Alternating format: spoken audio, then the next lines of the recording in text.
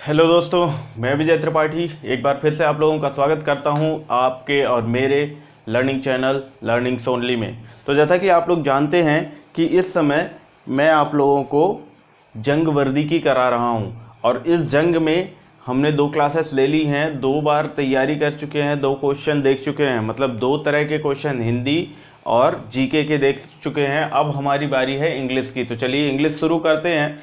लेकिन उसके पहले आप लोग प्लीज़ इसको लाइक, शेयर और सब्सक्राइब कर दीजिए। अंत में कमेंट भी करिए और जहां कोई समस्या हो या कोई उत्साहवर्धक चीज़ आप कहना चाहें तो वो भी कह सकते हैं। चलिए तो शुरू करते हैं। Demining dash action of removing of land mines, booby traps and unexploded bombs from an area so that dash soldier can pass over the area safely। इसमें हमें फिल करना है इन ब्लैंक्स को। तो देखिए, was action removed so that removed soldiers, ये सही नहीं लग रहा है। सेकेंड है is being action, ये तो बिल्कुल भी सही नहीं लग रहा है। फिर उसके बाद इज़, तो demining is action of removing of, तो ये सही लग रहा है। फिर उसके बाद देखते हैं आर रिमूव्ड, है ना। तो देखिए, from an area so that are removed, that are means land mines are removed, soldier can pass over the area safely.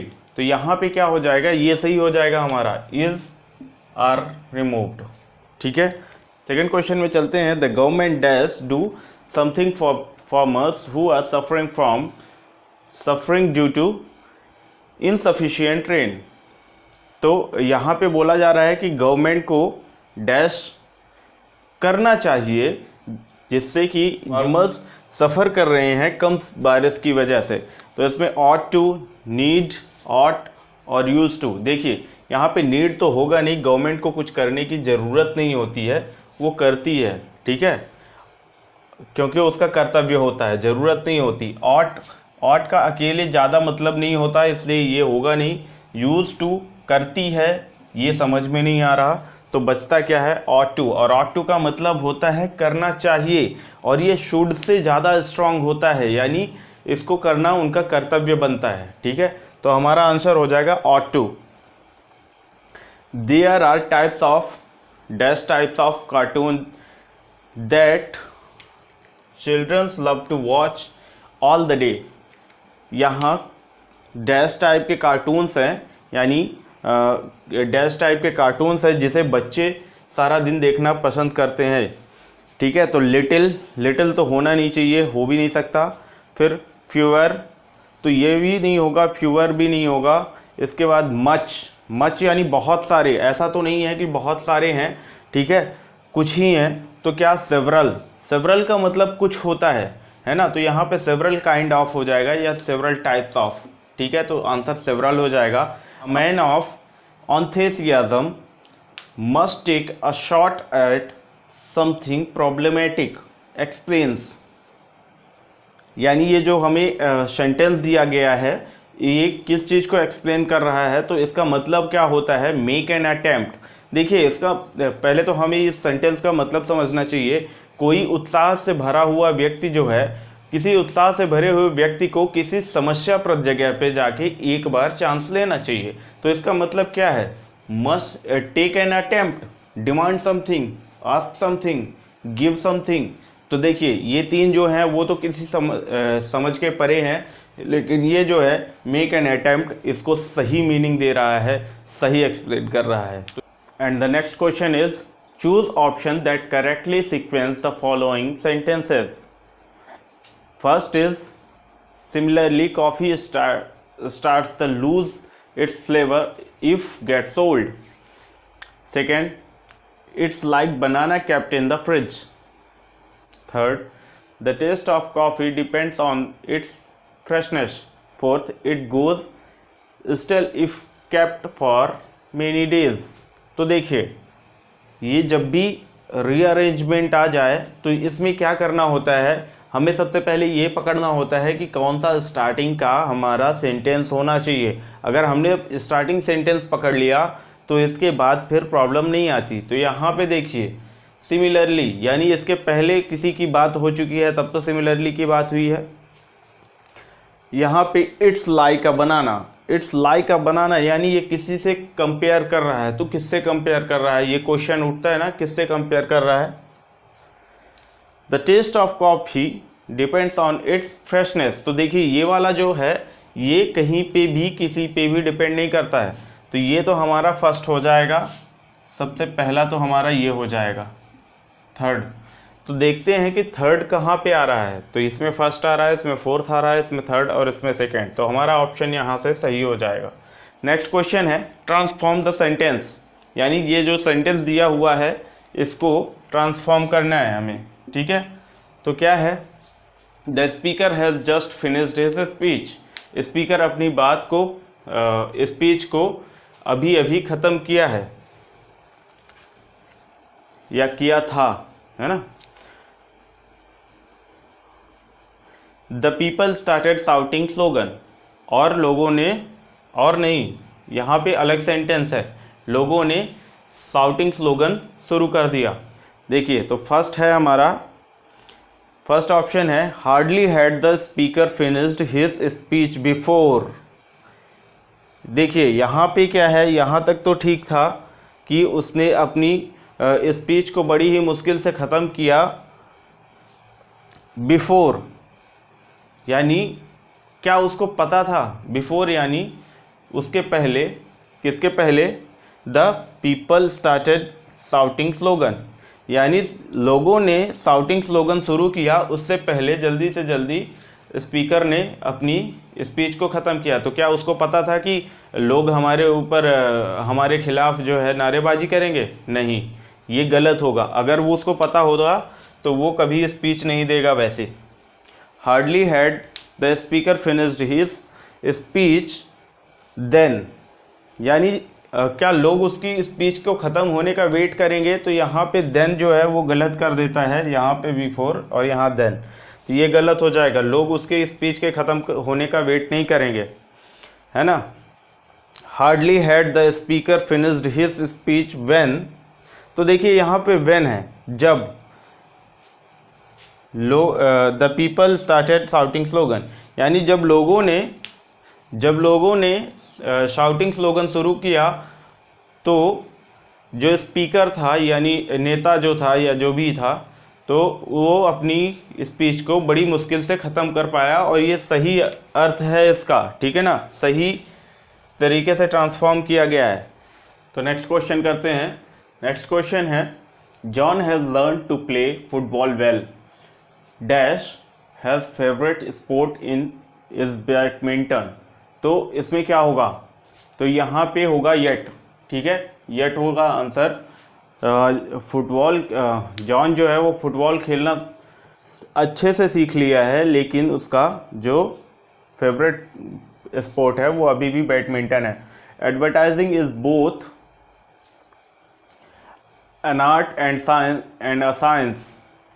Some of the advertisement are so artistically, ये लिखा हुआ है artistically designed that they are source of great aesthetical pleasure.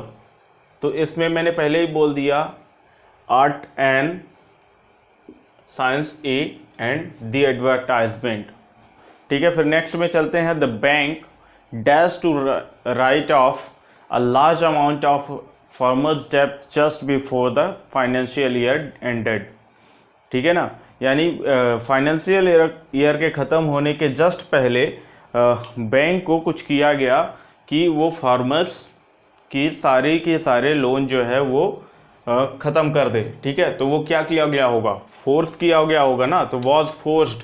फिर इसके बाद sweat trickled the man's face, यहाँ पे कुछ है, the man's face when he notice the beast standing him, तो यहाँ पे हो जाएगा डाउन एंड बिहाइंड।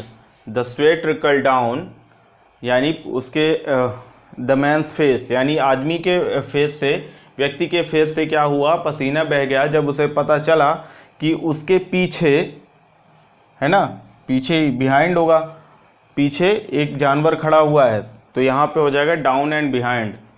फिर इसके बाद I look forward dash you, तो टू सी यू होगा, I look forward to see you.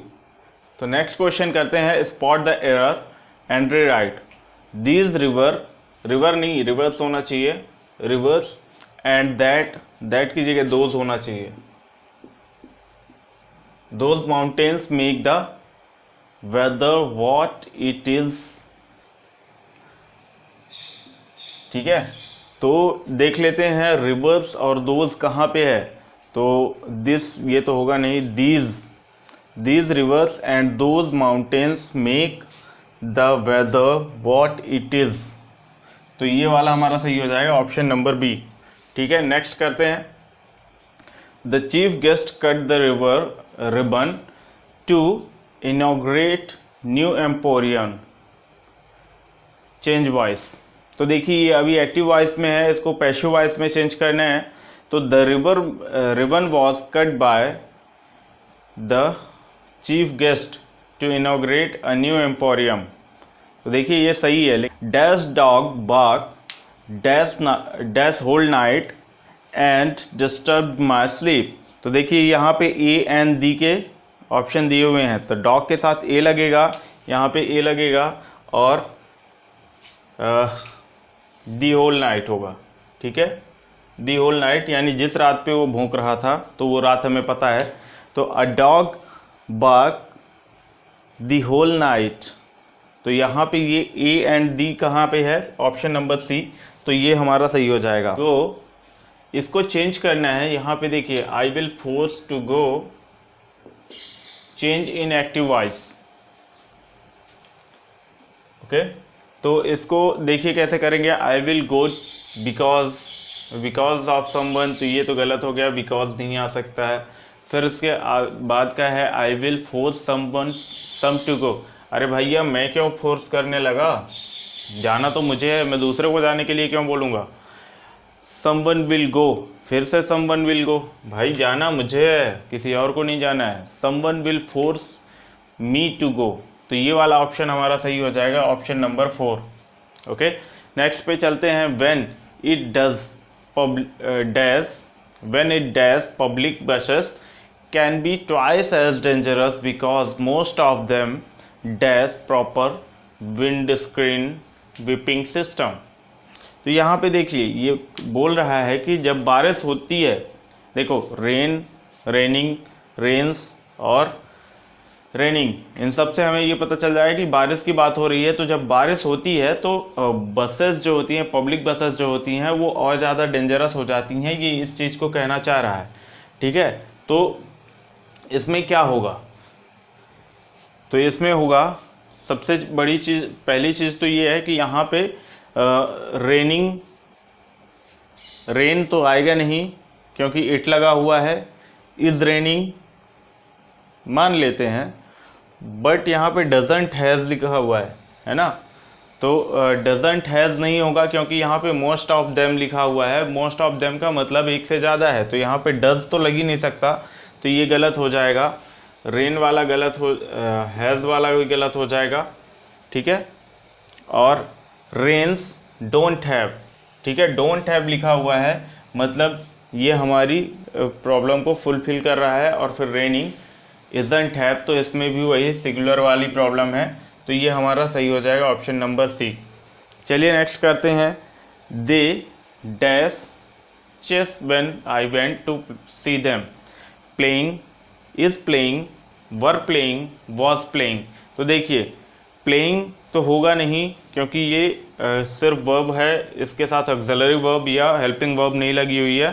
तो इज़ क्या है, क्या चेस एक अकेला आदमी खेल सकता है, नहीं खेल सकता है। और वैसे भी यहाँ पे दे लगा हुआ है, तो दे क्या होता है, हमारा प्लूरल होता है, और यहाँ सिंगुलर वर्ब लगी हुई है, तो ये गलत हो गया। वर ये सही हो जाएगा क्योंकि वॉज भी वो नहीं होगा क्योंकि दे लगा हुआ है, ठीक है। फिर नेक्स्ट है we have learnt about dash regular verb in our English class and found it interesting. तो यहाँ पे देखिए मिस, अन, इर, माल, माल, तो इनमें से क्या हो सकता है सोचिए। रेगुलर को इरेगुलर बोलते हैं ना, तो उसमें आई आर लगता है, तो यहाँ पे आई आर लग जाएगा, इरेगुलर हो जाएगा। और ये रहा हमारा आज का आखिरी question, choose the correctly punctuated sentence. ठीक है, तो इसमें हमें ये देखना है कि कौन सा सही बोलने में लग रहा है। Well we have finished our work for the day, तो ये यहाँ पे वेल के बाद स्टॉप होना चाहिए, मतलब कॉमा होना चाहिए, तो ये वाला गलत हो जाएगा हमारा।